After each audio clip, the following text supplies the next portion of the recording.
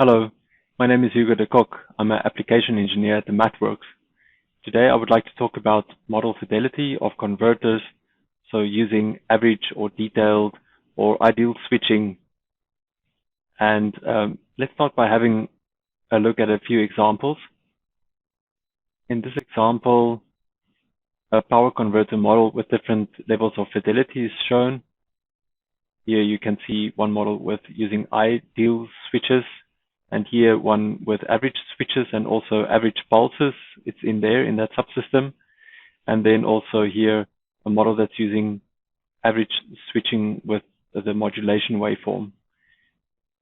So in this example, if you run it, you can see that for the case that you are using the modulation waveform, then you have these kind of ideal currents. So you have the sinusoidal voltages, and in the phase currents, you don't have any harmonic content. You only see the sinusoidal shapes, and the DC values are also looking like DC values. But in the other cases, the ideal switch and also the averaged pulses, there you can see that we have an actual switched voltage, and then the effect that has on the harmonics. So you can have a look at this example. And in this other example, it's basically the same content, but it's using variant subsystems. So in this case, only one variant is active at each time. And this is the one that I would like to showcase today and focus about the simulation execution time and the differences, and maybe looking at some ways how to improve the simulation execution time. Right, so before we get into that, we have the three cases that is shown, like a low, a medium, and a high fidelity model. For the low fidelity model, we are using the modulation wave only with average switching. So in that case, there is no harmonics contained. And you would typically use this, for example, when you are only busy with the control system design and you don't need to have a closer look at the harmonics. For the second case, the medium fidelity, there you will start by averaging the pulses that are coming in and then apply that to an average switch model. This could be useful when you want to deploy a model to a hardware in the loop system, and when the input to the hardware in the loop system are the actual pulses, but you want to average out those pulses and apply it to an average switch model, when this is, for example, running on the CPU on the hardware in the loop system, and you are not deploying the models to FPGA, for example. In the third case, we are looking at a high fidelity model. There we are using the actual pulses, and we are using an ideal switch. In this case, you can really use this model if you are interested in the harmonics and want to do a harmonic analysis. Yes, so let's start by opening that model.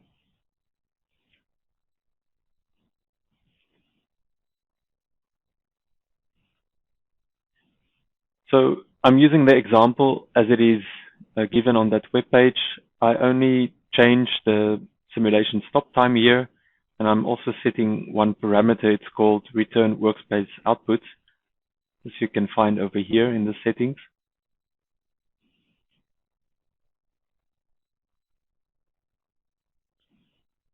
A single simulation output. I like that because it contains metadata that has the simulation execution time in there. So that would be very useful if we are comparing different modes and different models. So let's start off with the low fidelity model. I'm just doing this here by script, but on the model itself, you can also see here some hyperlinks with callbacks. You can just click there. It will also set the model to low fidelity, and it's basically just changing some parameters in the base workspace. That again is changing some of the settings here in the variant subsystem. So let's just have a look at what it is doing. I will compile the model using the sample time colors.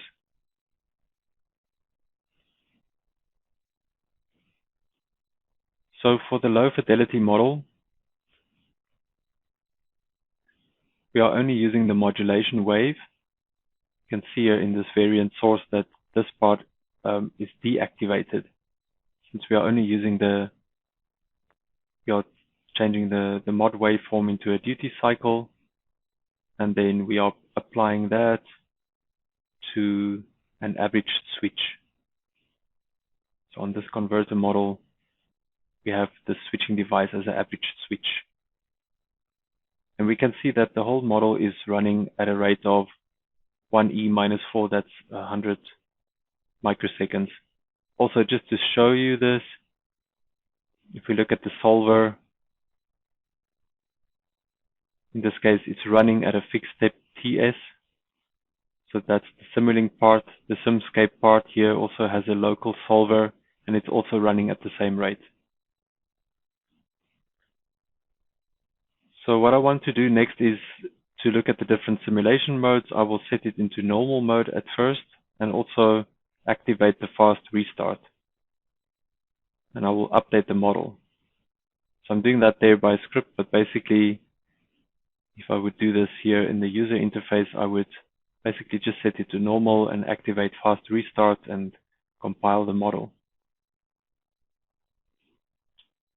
Okay, the next step is that I want to run the simulation multiple times so that I get a good understanding of the variations in the different execution times. Let's start by doing that.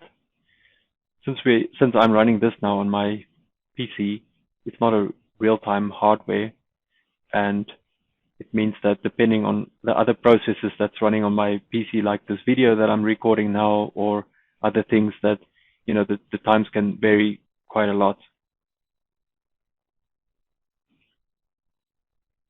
So it was compiling first, and then it was running 10 times, and this is the result.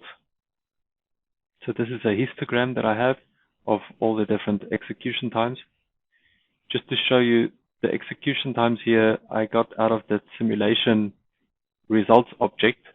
So this is the object that I saved here to the base workspace. You can have a look here, you get all the logged signals, and additionally the simulation metadata, where you can also get here the timing information. And I'm looking at the execution elapsed hold time. So I documented that, and you can see quite a range of times, but let's say we're more or less running at 1.25 seconds per simulation. So if I'm using this model, this low fidelity model, what can I do to accelerate it? I can try to use the accelerator mode.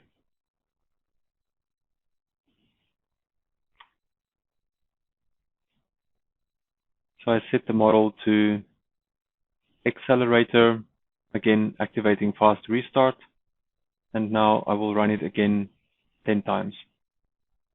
So it will generate some code and compile that code and then run that code. Between the runs, it doesn't have to recompile the code again, it can just run it directly.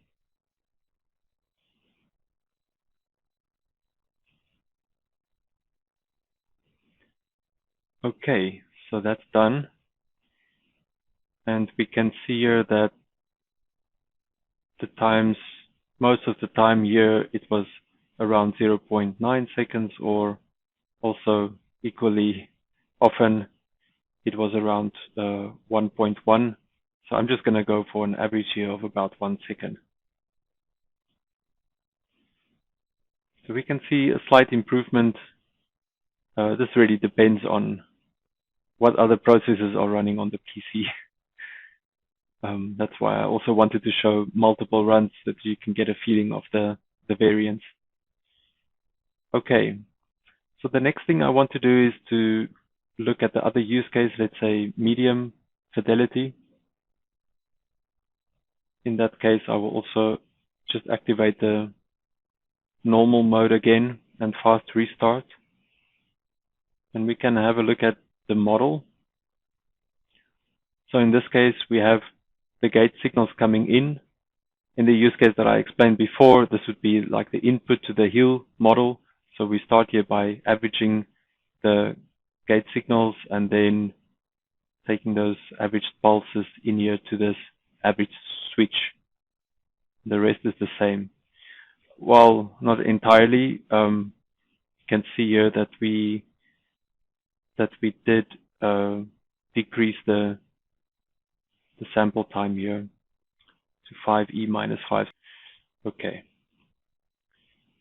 So let's run that 10 times and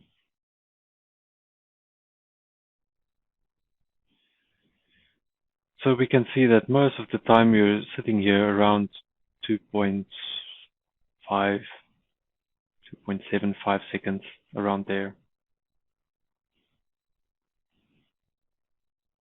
That's in the normal mode.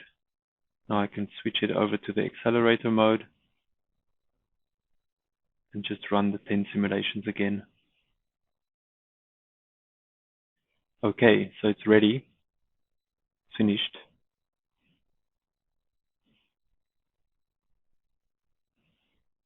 We can see that quite often it's around 2 seconds, between 2 and 2.2 seconds. So I will set it to 2.1 seconds.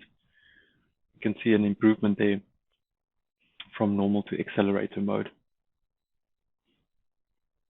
Okay, in the first use case, we will look at a high fidelity model. Here we will reduce the time stepped with another factor 5.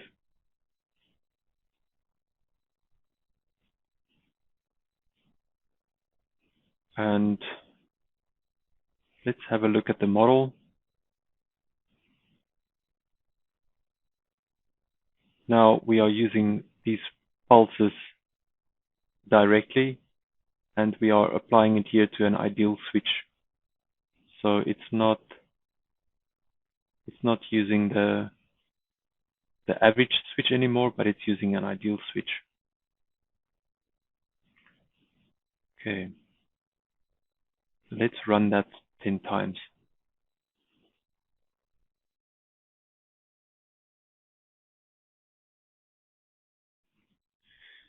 So we can see most of the time it took about 6.8 seconds. I'll just set it here to 7. These are just quite relative numbers anyway. Now let's see if we keep it to the high fidelity model, what is the improvement we can get by setting this to accelerator mode. I will run this again 10 times.